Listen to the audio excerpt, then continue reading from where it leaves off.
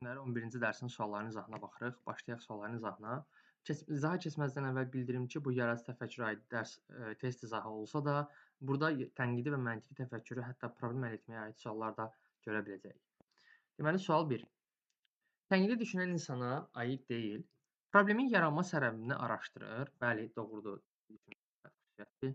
Məlumatları və nəticələri emal edir və qruplaşdırır.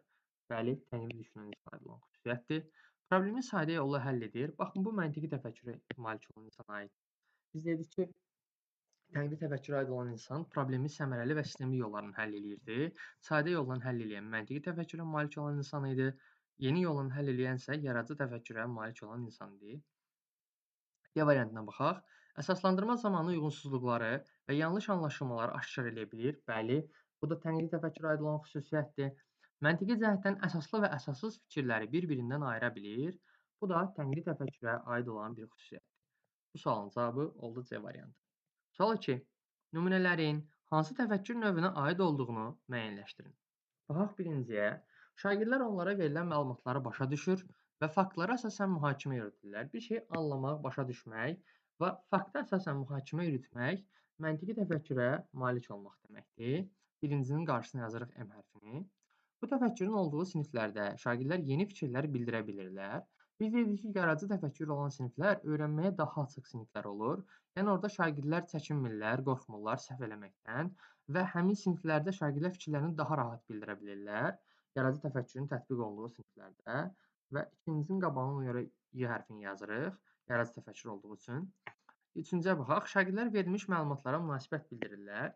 Bir şeyin münasibətini bildirmək, fikrini bildirmək, öz şəxsi mülahizəndən çıxış eləmək, tənqidi təfəkküründən istifadə eləməyin deməkdir.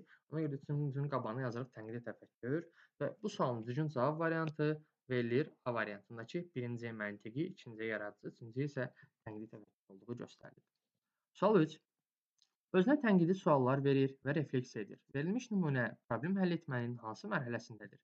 Baxın, biz dedik ki, problem həll etmənin son mərhələsində, yəni 4-cü mərhələsində, problemi dəyərləndirmək mərhələsində biz nə edirik? Özümüzə tənqidi suallar veririk ki, məsələnin nə qədər yaxşı yerinə yetirə bilmədiyimizlə bağlı və prosesi əvvəldən sona necə reallaşdırdığımızla bağlı suallar verə bilərik. Bu da hansı mərhələdə idi?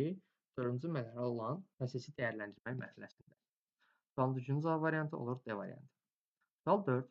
Yanlış fikri müəyyənləşdirin. Tənqidi və yaradıcı təfəkkürün formalaşması üçün məntiqi təfəkkürün inkişafı vacibdir.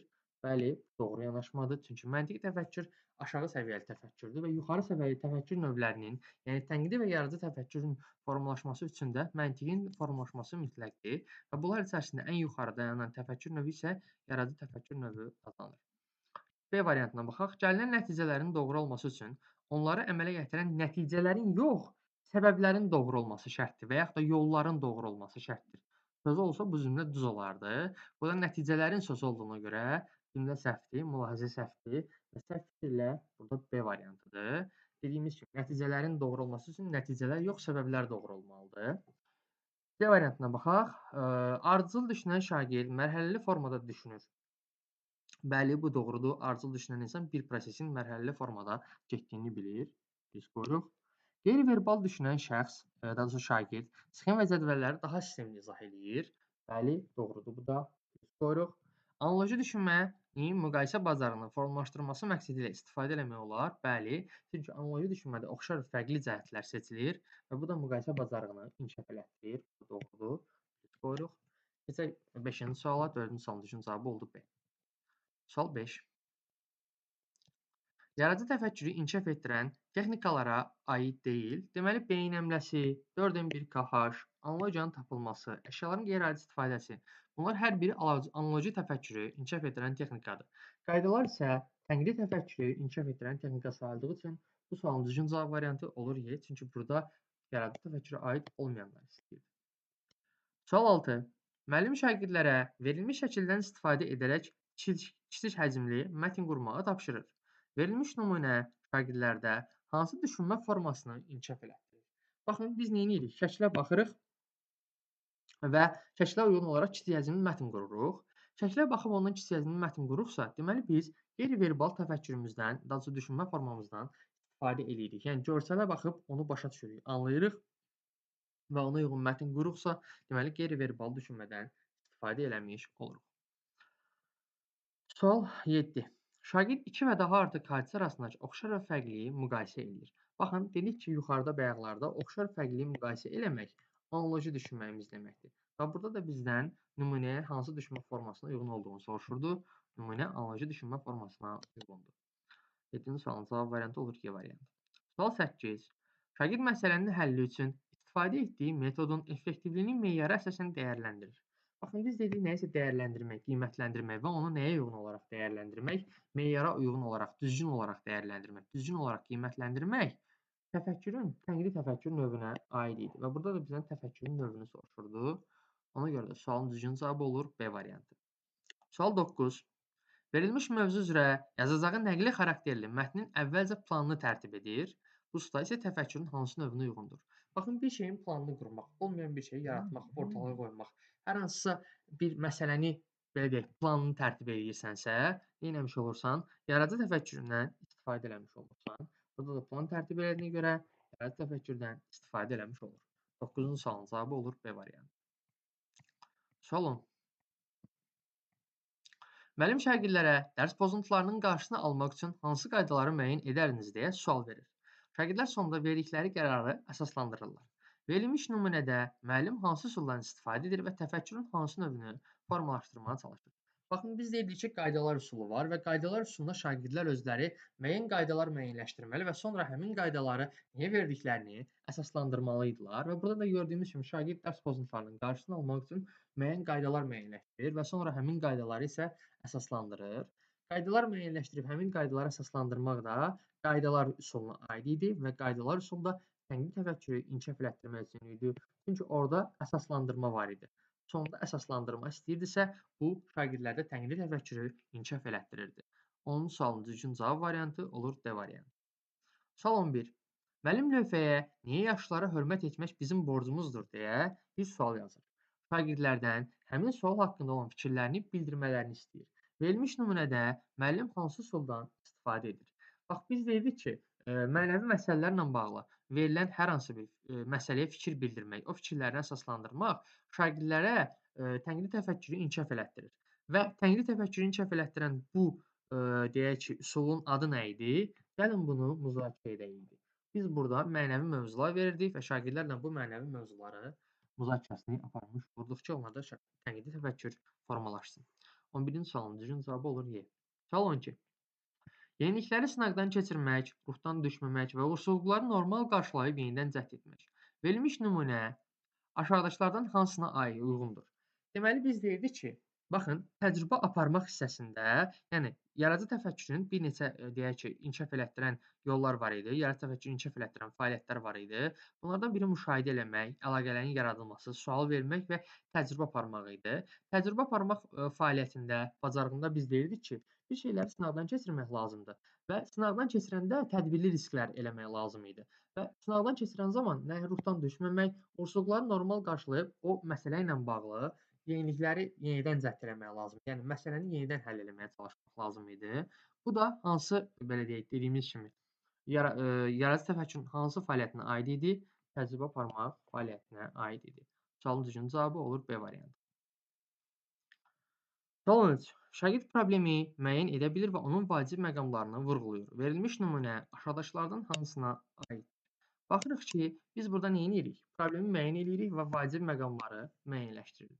Bu, problemi müəyyənləşdirmək xüsusiyyətinə aid idi ki, biz ilk olaraq problem həll etmədə birinci bunu tapmalıydıq və problemi müəyyən edib nə olduğunu bilməliydik və problemin vacib məqamlarını müəyyənləşdirməliydik. Problem həll etmənin bu olurdu hansı mərhələsində? İlkin mərhələsində. Yəni problemi müəyyənləşdirmək hissəsində. Sualın düzgün cavabı olur C variantı. Sual 14. Müəllim şagirdlərə tənəffüslərdə qaçmamalarını və pilləkənlərdən düşən zaman tullanaraq düşməməli olduqlarını bildirir. Şagird isə mən qaçmıram, çünki yıxılsam zədələnə bilərəm deyə cavab verir. Verilmiş nümunə hansı məntiq xətasına uyğundur? Baxın, burada şagird heç nə demir. Sadəcə olaraq müəllimin verdiklərini təkrarlayır ki, qaçmıram, qaçsam yıxıla bilərəm. Müəllim də yuxarıda nə deyirdi? Qaçmamalı olduqlarını və pilləkəndən düşəndə tullanmamalı olduqlarını deyirdi. Və şagird burada müəllimin sadəcə olaraq dediklərini təkrarlayır deyə bu sualın düzgün cavabı olur sirkulyar arqument. Çünki eləcə təkrarlayır, başqa heç nə eləmir. Sual 15. Aydın və rasional düşünmək bacarığıdır. Verilmiş fikir aşağıdakılardan hansına uyğundur? Baxın, biz dedik ki, tənqidi təfəkkür aydın və rasional düşünmək bacarığıdır. Və cavablarda tənqidi təfəkkür göstərilir D variantında. Ona görə düzgün cavabımız olur 15-ci sualda D variantı. Sual 16. Səmərəli düşünən şagird bacarığına aid deyil. Aid olmayan axtarırıq biz. Deyir ki, fikirlərinin, daha doğrusu başqalarının fikirlərini əsas tutur. Baxın, elə səhv olan budur. Səmərəli düşünən insan başqalarının fikirlərini əsas tutmur. Yəni onlara uyğun olaraq hər hansı bir fikirləri deyək ki, qiymətləndirə bilir. Yəni onlara uyğun verilən fikirləri nəzərdən keçirdə bilir, amma onların fikirləri əsas deyil. Digər insanların yəni fikirləri onun üçün əsas deyil. O konkret olaraq faktlara və belə deyək düzlüyə baxır. Kiminsə fikrini əsas tutmur. Yəni səhv olan variant elə burada bu variantdır. Fikirlərini əsaslandırıb formalaşdırmağı və ifadə etməyi bacarır. Doğrudur. İnformasiyadan məqsədyönlü şəkildə istifadə edir. Doğrudur. Problem həllinə divergent və konvergent yanaşır.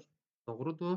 Fikirlərini əsaslandırmağı bacarır. Doğrudur. Bir sözlə səmərəli düşünən insan desək, səriştəli insandan söhbət gedir burada təbii ki. Yəni düzgün formada düşünən insandan söhbət gedir və düzgün formada düşünən insan da başqalarının fikirlərini əsas tutmur. Özünün də bir şəxsi düşüncələri olur, şəxsi fikirləri olur və ona uyğun olaraq da tərəzidə belə deyək də öz fikirlərini və başqalarının fikirlərini bir yerə qoyaraq ondan bir nəticə çıxardır. Yəni sırf həmişə başqalarının fikirlərinin doğru olduğuna inanmır. Səhv olan variant burada da olur, hansı A variantı. Sual 17. Verilən fikirlərə qarşı tam əks bir fikir bildirmək və öz mövqeyini möhkəmləndirməkdir. Verilmiş fikir aşağıdakılardan hansına aiddir? Baxın, biz dedik ki, boş adam xətasında. Boş adam xətasında şəxs şagird və yaxud da şəxs ona qarşı deyilən hər hansısa bir ümumi olaraq deyilən bir fikri özünə qarşı olaraq qəbul edirdi və həmin deyilən ümumi bir fikrə qarşı əks arqument yürüdürdü və öz mövqeyini möhkəmləndirməyə çalışırdı, özünü haqlı çıxartmağa çalışırdı. Onun söhbətdə adı keçməsə belə və bu adam boş adam xətasına yol vermiş olurdu. Sualın düzgün cavabı olur C variantı. Şagird xəritəyə baxan zaman orada verilən çayı və onun qollarını ağacın gövdəsi və budaqlarına bənzədir. Verilmiş nümunə şagirddə hansı düşünmə formasının inkişaf etdiyini göstərir. Baxın, biz deyirik ki, neynir adam? Çaya baxır xəritədə və onu nəyə bənzədir? Ağaca və onun gövdəsinə və budaqlarına bənzədir. Deməli, burada bir bənzətmə var, bir oxşatma var. Oxşar ol, oxşadır. Nəyəsə oxşadırsa, nəyisə belə deyək, biri-biri ilə əlaqələndirməyə bacarırsa, deməli burada necə düşünmüş olur? Analoji düşünmüş olur şagird. 18-ci sualın düzgün cavabı olur D variantı. Sual 19. Son 2 sualdır. Qələmdən daha necə istifadə eləmək olar? Sualını verən müəllim şagirddən hansı təfəkkürü inkişaf etdirməyə çalışır? Baxın, əşyalardan necə istifadə ilə bağlı bir üsul var idi. Əşyalardan necə istifadə eləməklə bağlı bir üsul, başqa necə istifadə eləməklə bağlı. Daha doğrusu bir üsul hansı təfəkkürə aid idi? Yaradıcı təfəkkürə aid idi. Və biz burada şagirdlərdə yaradıcılıqlarını işə salaraq hər hansı bir əşyadan daha necə istifadə eləmək olduğunu onlardan soruşuruq. Sual 20-yə baxaq. Üzr istəyirəm, bir dəqiqə. Son sual, yəni bizim sual. Debat zamanı şagirdlərdə hansı təfəkkür daha çox inkişaf eləyir? Biz deyirik ki, debatlarda nə olur? Fikir mübadiləsi olur və orada müzakirə olur. Fikir mübadiləsi, əsaslandırma və müzakirənin olduğu təfəkkür növü, yəni onu hansı təfəkkür növünə daha yaxın idi, belə deyək, hansı təfəkkür növünü inkişaf elətdirirdi? Deməli, tənqidi təfəkkür növünü inkişaf elətdirmiş olur. Çünki burada debatlar zamanı həm müzakirə, həm də əsaslandırma var idi ki, biz burada tənqidi təfəkkürü inkişaf elətdirmiş olurduq debatdan istifadə eləyən zaman. Belə, 20-ci sualın cavabı olur C variantı. Bu günlük sual izahı bu qədər. Növbəti sual izahlarında görüşmək ümidi ilə sağ olun, salamat qalın.